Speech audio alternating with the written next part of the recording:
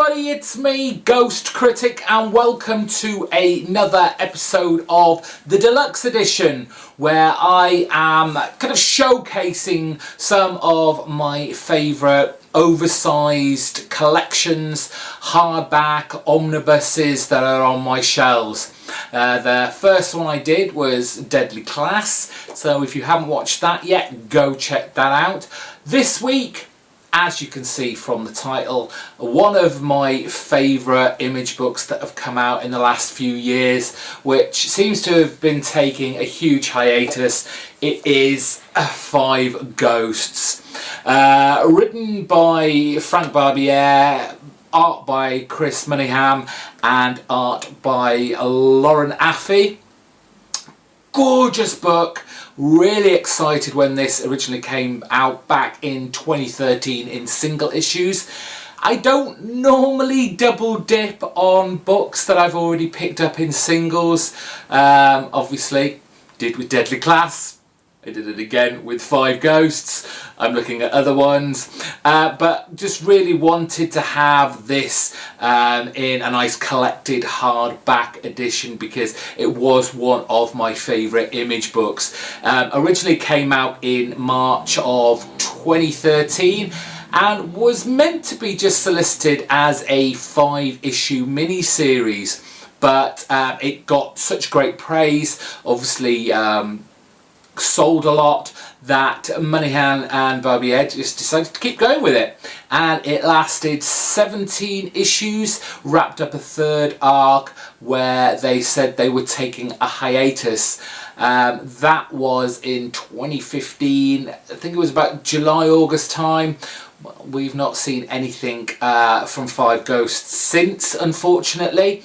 Mooneyham and Barbiere certainly have gone on to create other titles with other publishing companies, not just Image, but I think Barbiere has been seen over at Marvel.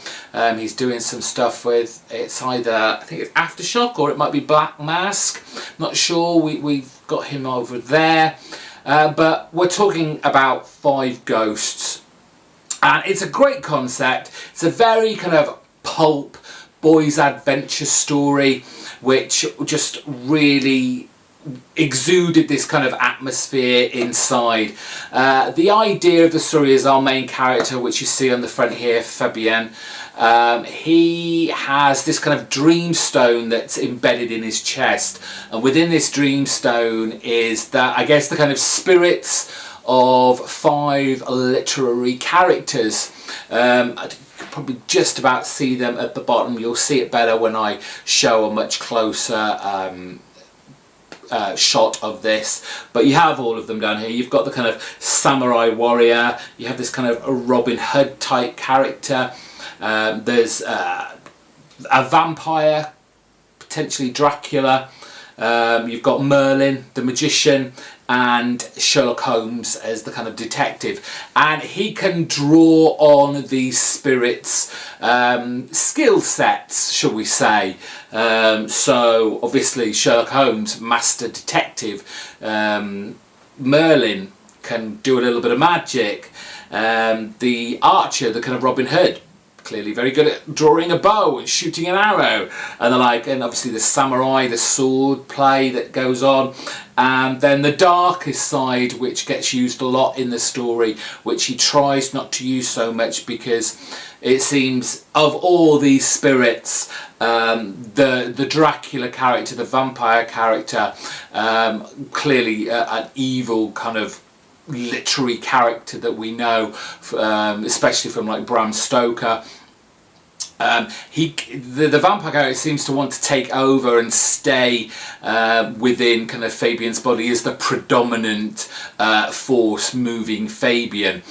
So he kind of tries very hard to use it sparingly, and if you've read the book, if you've read the whole series, you will realise the struggle that Fabian has with this. It has a great start. It's got a great introduction, sets up the reader straight away in issue 1, and it just kind of traverses lots of different genres. You've got that set-up story, first storyline, which is what it was always just meant to be, introducing Fabian, showing his powers. This is kind of setting up what the Dreamstone was about, how he got it, having an evil adversary to play off against, and it was all big high adventure. And then when the creative team got the go-ahead to make more of it, then the universe just kind of expanded. The world of Fabian Grey just grew larger and larger, and we had, for the next storyline that's also housed in here, a great kind of seafaring, almost kind of Indiana Jones-esque storyline. There is a great kind of feel of those movies in here as well. But just a rollicking great adventure story that had this kind of 60s, 70s pulp feel to it, reminiscent of kind of the action movies of those times. Like I said, it's one of my favourite Image books of probably all time, and I would very much recommend anyone picking this up. Storyline, top notch, artwork, out of this world. Let's have a closer look at not only the front of the book and what's on the outside, but what's inside. Okay, let's kick off with the outside of the book. Let's judge a book by its cover. Why not? This is the front of the book. Very, very nice painted cover from Mooneyham with Fabian there dominating the page with our 5 ghosts and their characters at the bottom, clearly showing you it's Barbiere, Mooneyham and Afe as our creators, the 5 Ghosts logo, telling us this is the Deluxe Edition Volume 1. On the edge, as you can see, it's an Image book. Again, in pure white, 5 Ghosts logo with our characters, not our characters, our creators, and Volume 1. And on the back, the usual blurb, the little comments from people who were telling us this is a great book, and they were right to say so, with a little description about what the book's about. This is collecting issues 1 to 12, along with never before seen extras. And we've got comments by the Onion AV Club, Bloody Disgusting, and the Big Comic Page.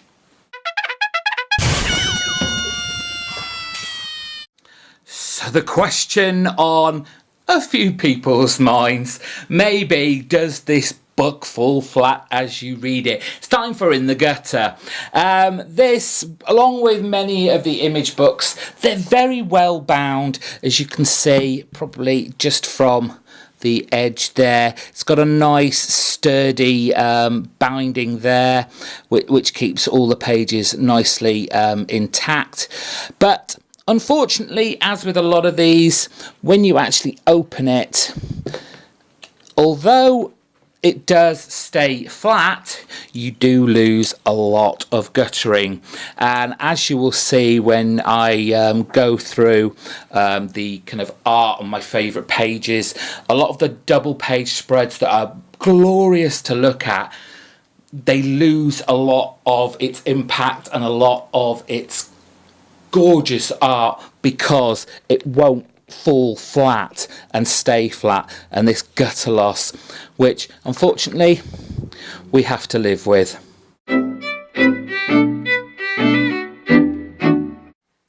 Now, let's have a look at the artwork inside. What I've done is I've picked some of my favourite pages, favourite covers, the way that the artist and the colourist has shown depicting different eras. Just loads of great stuff that I really enjoyed, and what made 5 Ghosts such a fantastic book to read month after month. We're going to kick off with this glorious full page here of our kind of hero Fabian and the activation of the Dreamstones, and it's just a great action shot. It's very dramatic. The cold blues and just the blacks with hints of white in there just really makes it a really stunning page. And the way it's kind of carried on when you see Fabian in the shots, but then it changes back to his partner, the colour changes. It's just a great use of colours by Ahern on this. Again, another lovely full page spread of our villain Iago. Beautiful dark purples and almost pinks in there, pastely pinks, and the dark black streaks of inking in there as well. Just another great shot of our dark villain. Really suits the colour tones within that. Next on the list, it's one of my favourite covers, showing the Spider God. Just love these kind of very movie style poster covers that they had. Blood for the Spider God, plus who is Zangyo. And just a great action shot of this huge big spider coming over with our heroes in peril. What they did really nicely in this was the kind of flashback scenes. They really kind of made it look different to the main feel of the book and the way it was portrayed. So whenever you got this kind of flashback storytelling aspect of Five Ghosts, the colouring changed. It kind of went into this sepia brown tone. This is one of the pages, it's not as well thought out as later ones, which you will see because I've chosen them as some of my favourite pages, but the style certainly changes in mood, and you automatically know this is a piece of Fabian's history, and we're kind of being let in to look at that. Moving on to, I'll just switch that round a bit. This is where the kind of gutter portion doesn't really work on what is a great actual double page kind of almost movie poster spread, as we have the start of part 3 of the first storyline of Five Ghosts as we enter the Forgotten City, and we have this gorgeous kind of imperial oriental towers in the middle of a forest or up on a mountain with the kind of airship that they're coming in on, but in the actual comic, the single issue, when this is laid out really well, it does look gorgeous. Just unfortunately, because of the way this is bound, you get that kind of big deep loss of what is actually a really great scene. Move that back round. This is a better view of the way they've shown flashback scenes, the history, where it becomes a lot more, it almost looks like it's been doodled, and it shows very, very much more in a later flashback. But this is very rough, it's very sketchy, but it just kind of evokes that kind of telling of a story that has happened in the past, where it's almost like the character who's retelling all this is trying to remember it themselves. So the kind of the sketchiness of it kind of shows them trying to remember. I think that's what I'm trying to say, but I still think it's a gorgeous way of trying to tell the story and adding the kind of richness of the history of this book.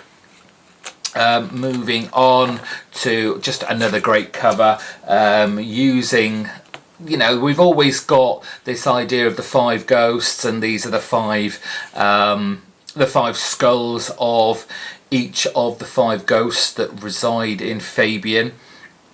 Again, great use of the colour by Lauren there. Just love that.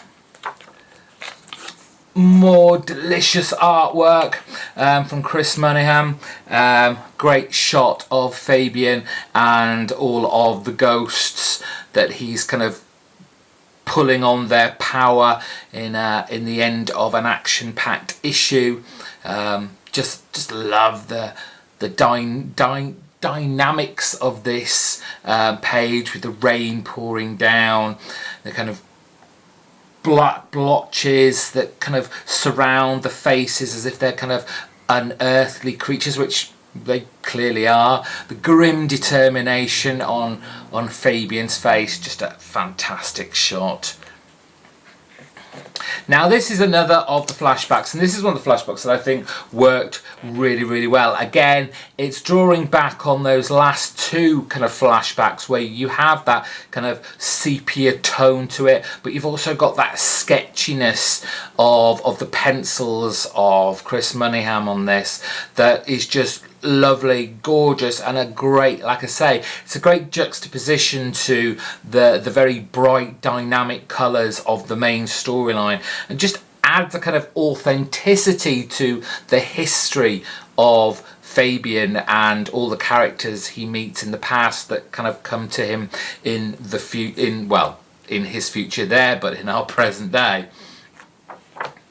Just another great double page spread of Fabian battling the seas on this makeshift raft. Again, it's just such a dynamic piece of artwork.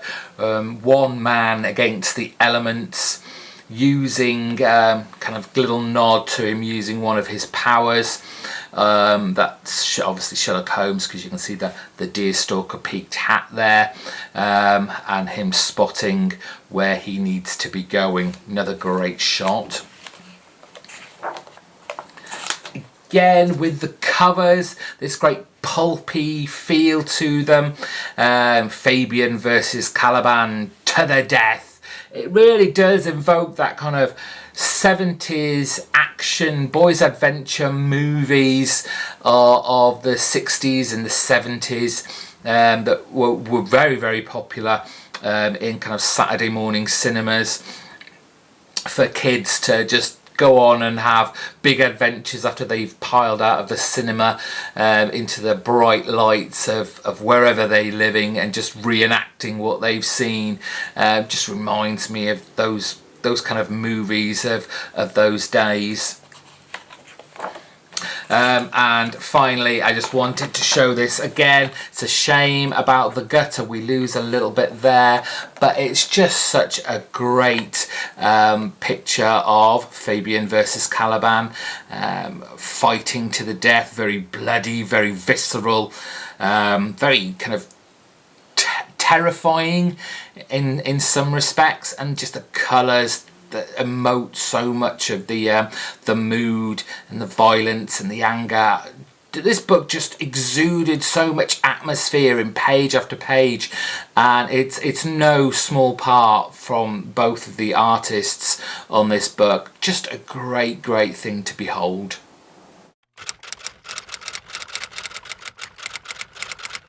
The extras in this particular deluxe edition is slightly disappointing, because there actually isn't that much to show.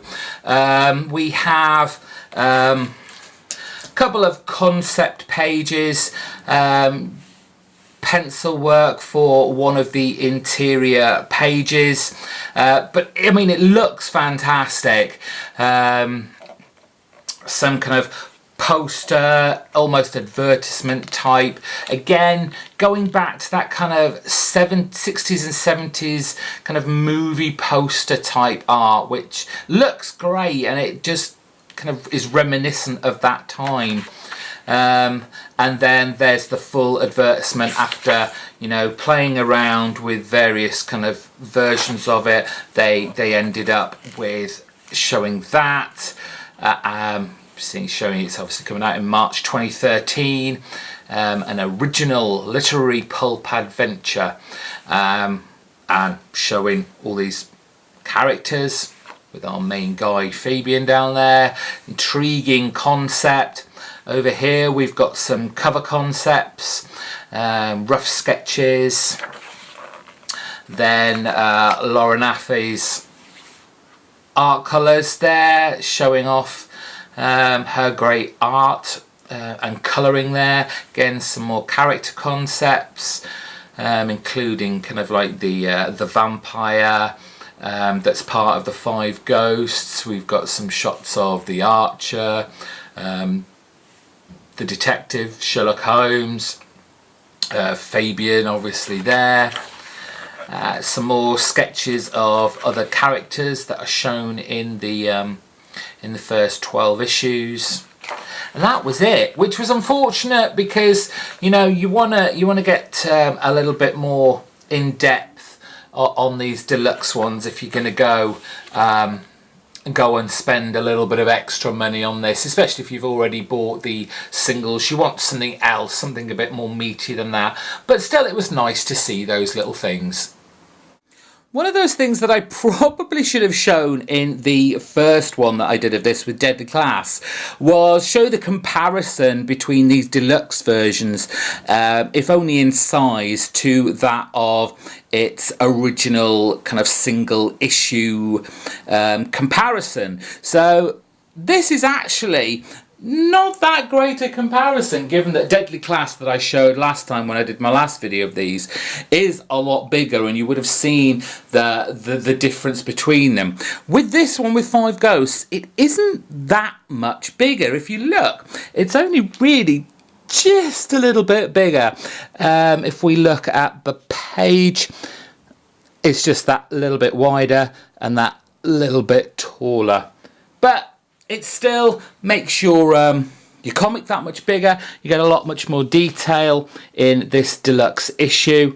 But I would have loved it to be bigger.